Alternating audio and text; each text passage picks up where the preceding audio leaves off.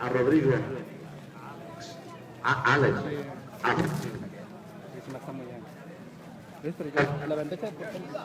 La Mega Ferrari con la lluvia me han dicho que íbamos a tener problemas, me hacen un poco más para abajo. Y tenemos a Luis Pallarés y a Víctor.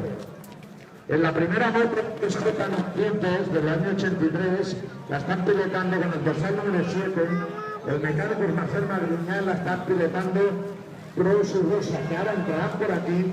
Será Rosa quien hace el primer. En la moto con el dorsal número 3, la Yamaha FZ 750 de 1985, la lleva Juan Cano y ahora tomará el relevo Cabestein. Y el mecánico es Rodrigo. La moto número 3, la FZ de Pro de 2004, la lleva Monge y ahora el relevo. Su mecánico fue Elías, lleva el dorsal número 11.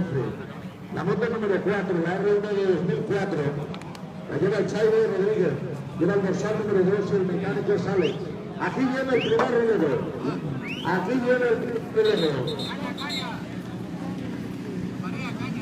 Esta va más rápido a la 4, pero bueno, ya se ha colocado adelantado y tal. Ya está el... Por favor, que